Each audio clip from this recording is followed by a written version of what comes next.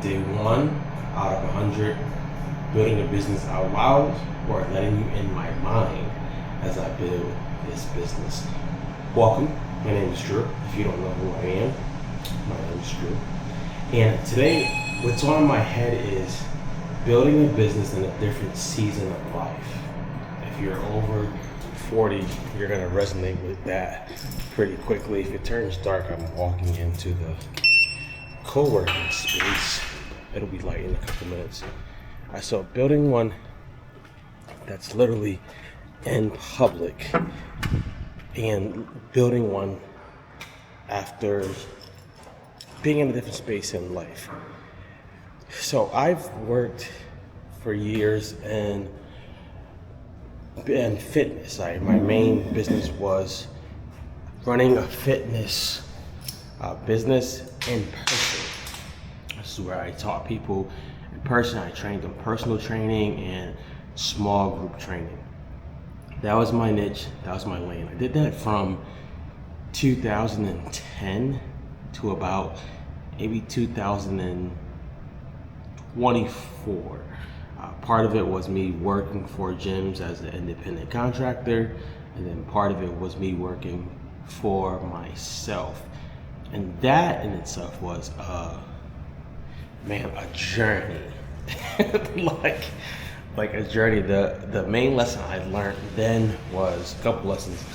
First lesson I learned then was being talented at the skill of being a trainer is drastically different than being a business owner. They're two different things. They play on two different sides of the field, and if you're not careful, you will get tackled by one of them. So that was the main lesson I learned. When I had to switch over from being an independent contractor to my own business, some things had happened where business did me dirty. I don't want to go into it today. I'm pretty sure I have a video about it that I can upload, but they did me dirty. And I quickly had to learn to pivot. And that's something that we'll talk about today. I had to learn to pivot because now I was working for a gym that supplied the equipment. They supplied basically the equipment. The clients, I had to get my own clients, but they supplied the equipment, which is a big thing. I didn't have money, so I had a gym where I can go to, I can train people, and all of a sudden I had to pivot and to go to a space where it was a closet of a supplement company. I had no equipment. So learning that, but now when I started going more towards being online and doing things online, because so much changes have happened. COVID was one of the big changes. When COVID happened, it shut gyms down for a while, and I created a garage gym. But I started to realize, like, hey, things are gonna happen that is out of our control when it comes to person-to-person stuff. Let me start diving deeper into this online space. And I always had a love for understanding like offers, content, and marketing and sales and things of that nature. So I started going towards that route. I started working for a company. Worked for a company for a couple of years, and I just felt it was time to leave. I kept coming back to this gnawing feeling of doing my own thing. Not that I can't collaborate with people, not that I won't, but I kept coming back to doing my own thing. One of the main reasons why was I always wanted to operate out of integrity. I never want to manipulate people to believe in something that's not true. Telling them they can, be a millionaire in 4 days or just something that's absurd. I never wanted to do that. And I started to pull away and started to realize, like, maybe it's time to create my own stuff. Maybe it's time for that. So here we are. Now, the barrier that we're talking about today, I feel like I'm all over the place, but I'm thinking out loud. The barrier I want to talk about today is my family and I, we moved to a different country to try it out for a year. Beautiful, challenging. Beautiful in the sense of trying something new, allowing my daughters to see a different country, a different culture, to be schooled a different way, and challenging at it's all new. So when we got to this country, one of my main goals was going to be, it still is, to help people who are retired live better for the next chapter, help them with wellness. I understand that most people who are getting older, they start declining not because they necessarily have to. They just stop moving as much, moving as well, eating well, or just having a community to do it with. My heart has always been for that type of stuff. So in this new country, I cannot do that until a certain time passed. So it made me go back into my mind of, well, what can I do where the need I see in my country that I'm in of some sort is, helping with wellness, but I can't do that until a certain time passed. So I go back to, or go into one of my biggest loves, which is helping small business owners get clear on the next step, execute it, and then systemize it. So they get clear on what do I need to do next. That's a fight in itself. Implement it. How do I actually do it? Let's actually do what I said I was going to do, what I got clear on, and then systemizing it. How can I turn it into a system so that I have a business and I don't just run on fumes, and the business can one day run without me. Now, the barrier that came up in last couple of days is doing this, going back into this lane, or creating this for myself. I'm doing this now while I homeschool my daughter. So when I first created a fitness business, it was just me. I was single, so I could grind all day, all night. I literally would work all day. I would finish, and then I would go to Starbucks and I would program, or I would learn stuff, which wasn't good. I could have done that totally different, but that's a different video for a different day. Now I'm married. I have 2 daughters. I live in a different country, so that has to be structured differently. This allows me to see what fat to trim, what not to offer, what is the best approach. How do I do this while still giving my youngest daughter, who I homeschool, quality service? It's pushed me to think outside of the box in a lot of ways. You might say, Drew, just put her in school. That's not the case. We want to homeschool her for various reasons. We're not saying anything is wrong with the country because we homeschooled her while we were in America. You may say, Drew, just don't do the business. Well, that's not going to happen either. So coming to this barrier, the first thing that I'm doing is not looking at it as a barrier. I'm looking at it as, how can these two exist? And how can they actually complement each other? So homeschooling my daughter has taught me to be more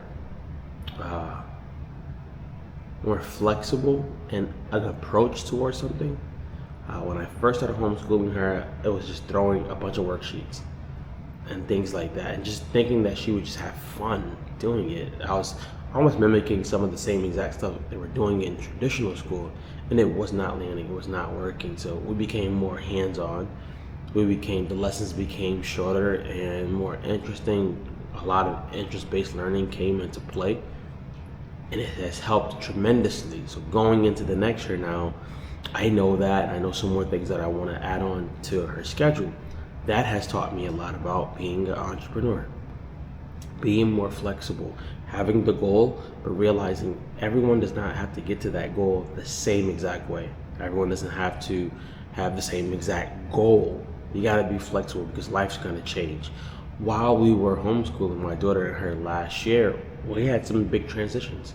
We had some vacations that she homeschooled on vacation. We went on a cruise. We did some homeschooling there. We went to DR. We did some homeschooling there. We went to Panama. We did some homeschooling there.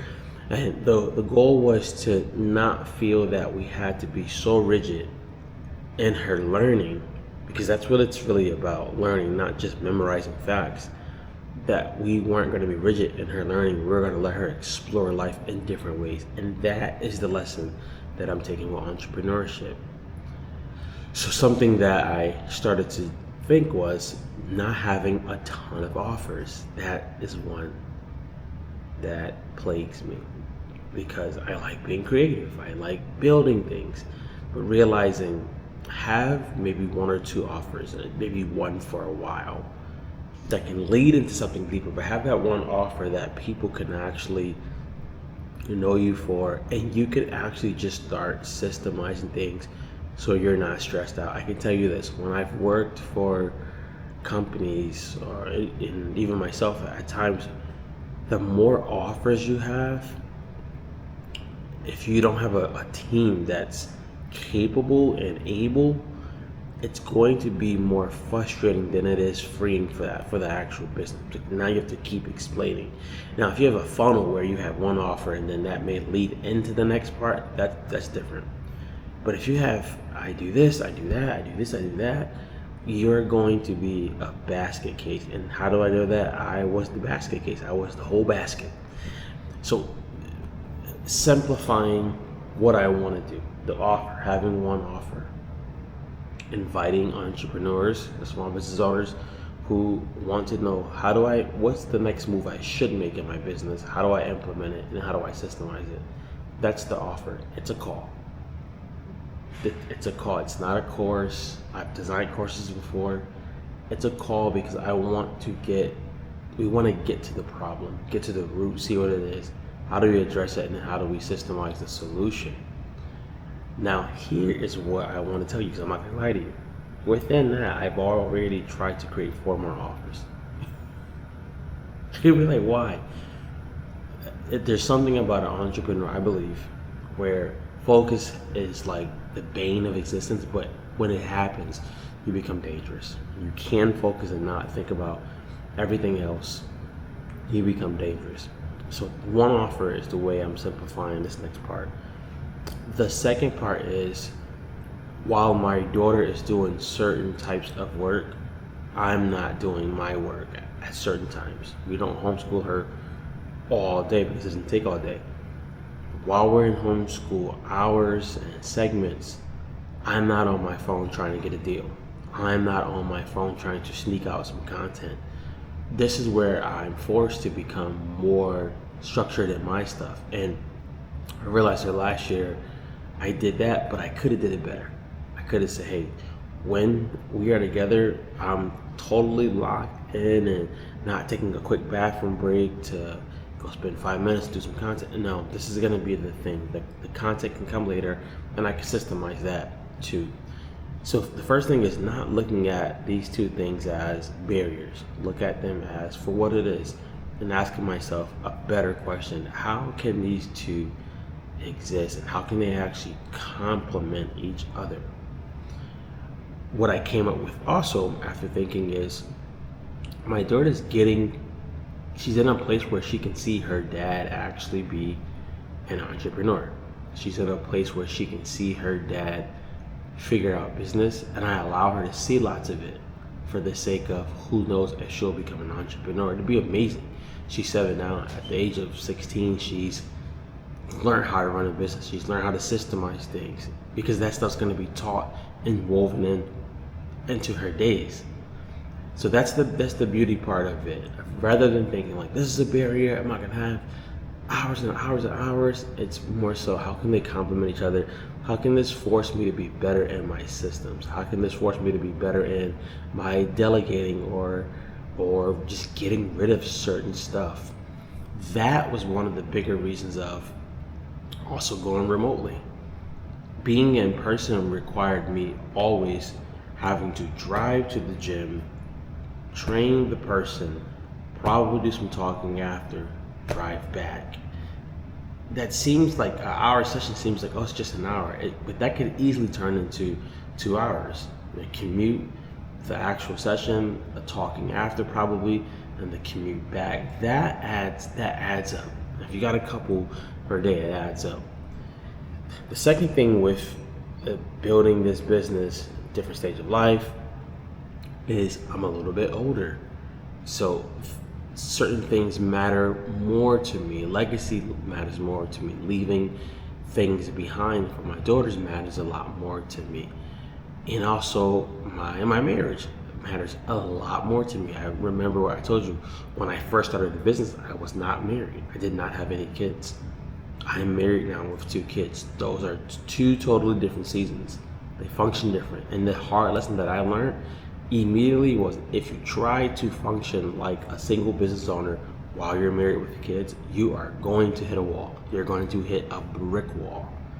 You are going to go deep into the waters, and it's not going to be pretty because your hands are going to be tied behind your back and your feet are going to be tied together.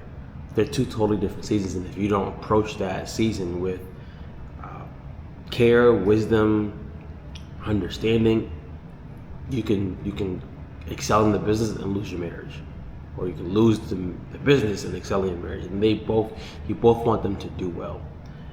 So with that, I started doing more things with my wife. How can we do this together? We both have a brain that functions like this. We both have a heart that sees this. How can we do this together? And then it turns brainstorming by yourself to brainstorming with somebody else. You start to see like, hey, this was a good idea 10 years ago. Like 10 years ago, it was an amazing idea to just say, to tell somebody, I'm going to do all your content for you. It could still be good. But 10 years ago, that was amazing because there was no AI. There weren't a lot of video editing tools that allowed you to just upload a video and it just edit it off for you. Those things didn't exist like that back in the day, but now they do. So certain people are like, I don't need to pay an editor. I don't need to pay a content strategist or a content coach. I can do it by myself. So things change, and you find that out with doing the work, and you find that out also with brainstorming with somebody else. That other person is my wife, my mentor. So things have changed. But the last one, I would say, coming into or being in a new season of life and just on this entrepreneur journey, is what really matters. This is one that I've had to sit with. Yes, I want to leave a legacy for my kids. I want to hand them off not just like a house and things like that, but hand them off something that could work for them. One of my main reasons for putting videos out on YouTube, if I never even monetize, is a couple reasons. Number one, this creative like muscle or energy has to come out. So I wouldn't be doing it if I never monetized. That's just the truth, because I've done it before. I've done it before there was a YouTube. Before YouTube came out, I was doing videos.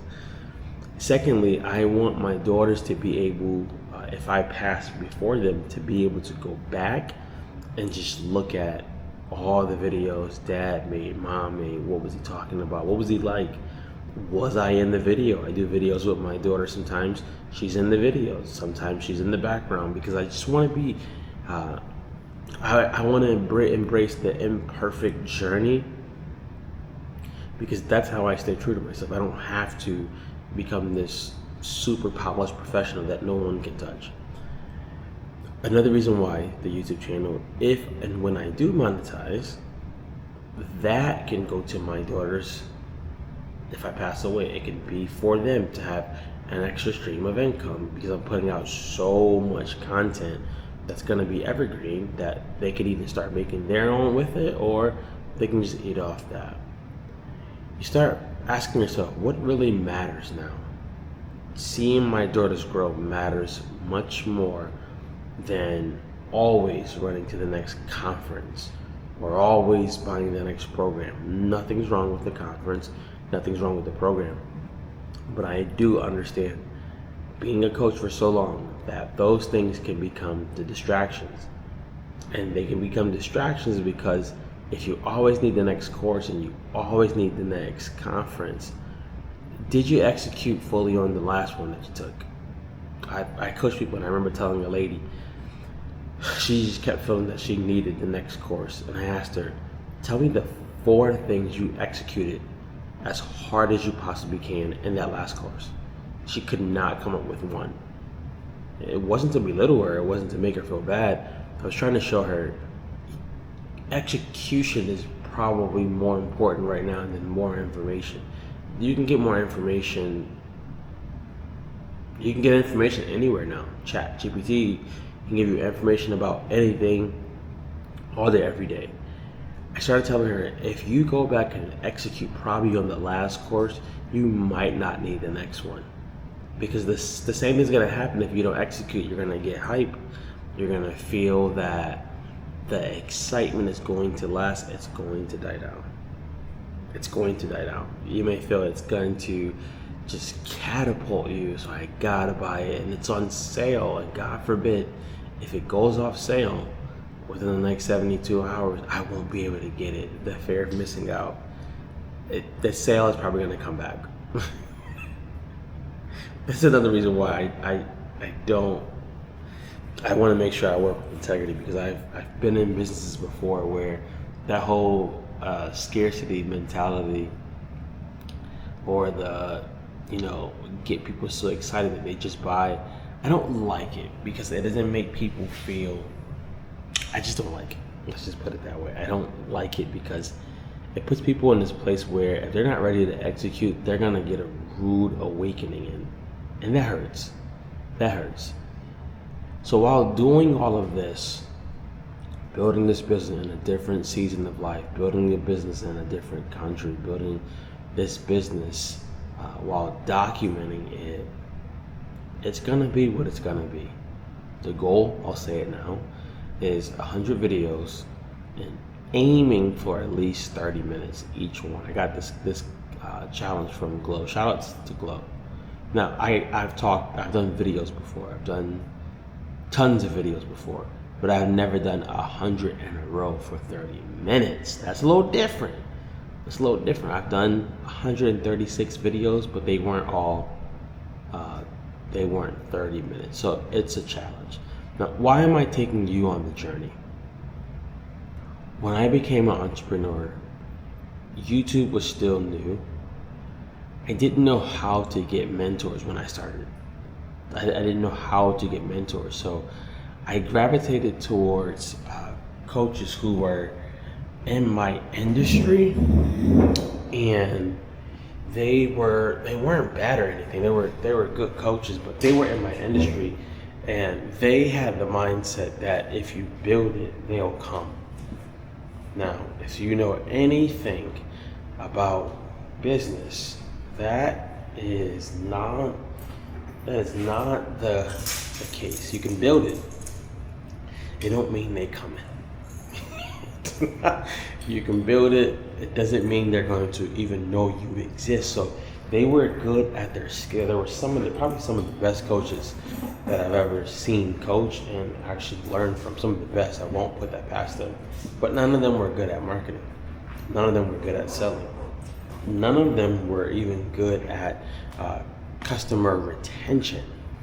None of them were good at onboarding.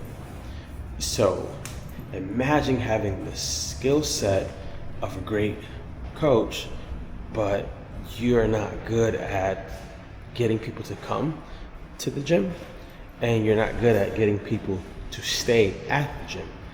That's a whole different problem to have. So when I was learning from them or learning with them, they kept saying things like, you gotta just if you knew more information, then people would want to come, and that was not the case. They just didn't know those things. So when I started, I was around them, and I became a better athlete, but I didn't become a better business owner. I didn't become a better marketer or better at sales, none of that stuff, because they didn't know that. So I didn't know how to get mentors. I didn't know how to execute at a level where I probably could have cut down half of the time that it took for me to get certain results. At least half, if I knew what I knew now, if I had someone telling me or sharing the behind the scenes stuff. When I got into fitness coaching as like doing it at a bigger scale, I also had a lot of insecurity. I was really, really insecure in myself. So with that, I started working on the wrong things. Instead of working on, building my confidence, acceptance, if I can talk, acceptance, all of that, I just kept working on programming. So me doing these 100 days is allowing a new business owner or even an old business owner to come back and say, hey, like this dude gets he gets me. He's talking about something that I face now. He's talking about something that I might face, and I got someone to reference. I would say if you're new to building a business, the first thing you should be thinking about is, I say who, not how. Who do I need to be around? Who do I need to learn from? Not just how do I do this. And I say that because the who is going to be so important, because you're gonna get days where you get stuck. You're gonna get days where you're not motivated. You're gonna get days where you just don't know what to do. Having a who around you of some sort, whether it's a mentor or it's a friend who's done business, the who will help you navigate some of the force, I'd say. The who will help you realize that you're focusing on the wrong things. Like you're focusing on making your B-roll look so polished where you're not even clear on your message. The who is going to help you realize, get clear on the message. You can get pretty in the editing stuff later, but get clear on the message first. So I would say the who, not necessarily the how, is the first thing I would focus on. And the second thing would be now, who do you want to talk to? Who do you do this for? 5 questions that I got, and I'll put them in the show notes, is, who am I? Who are you at the core? Like at the end of the day, who are you? I don't know if I'm being like drowned out by the light, but who are you at the core? When no one's around, who is the real you? The second one is, what do you do? Not just for work, but what do you do? What do you really do for people? The third one would be, the most important one is, why do you do what you do? My mentor told me this, and it made a lot of sense. People don't follow you for what you do, they follow you for why you do it. The next one I would say for you to consider is, what do I believe? One of my key beliefs is, if solopreneurs and small business owners become great at getting clear on their next move, executing, implementing, and then systemizing it, the world would be a better place. One of my other beliefs is, if the solopreneur or the small business owner gets to invest in their own health, mentally, spiritually, and physically, they're going to run a better business. It's going to happen. A business can only grow at the speed of the person who's behind it. That's going to happen. So I would say, who are you? What do you do? Why do you do it? What do you believe? And then my last one is, how do you do that? How do you do it? And I'll put those questions in the show notes so you can see exactly how you can go ahead and just write about those 5 clarity questions. So if I was new to business, I would think about the who, not how. I would think about these 5 clarity questions. And then the third one is, I wish someone would have asked me this or said this to me, is, what do you do when it doesn't feel sexy anymore? If you have an entrepreneur brain, there is going to come a point where you literally, I'm not trying to scare you, but there's going to come a point literally where it's not exciting anymore. It's not fun anymore. It doesn't light you up anymore. And sometimes that means sticking it through. Sometimes, if you're like me, sometimes I switched lanes until I started realizing my vehicle was switching, because I couldn't understand that at the core of who I am, I help people implement change. That's who I am at the core. I help people implement change, whether that be in business and fitness and their spiritual walk. I help people get clear on the next step. I help people actually implement it and systemize it.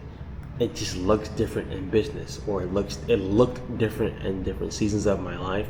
But I realized that's who I was at the core, and I couldn't grasp that. So I kept getting married to the vehicle, and when it didn't feel sexy again, or if it wasn't producing the results that I thought it should produce, I would just leave. I would just bounce.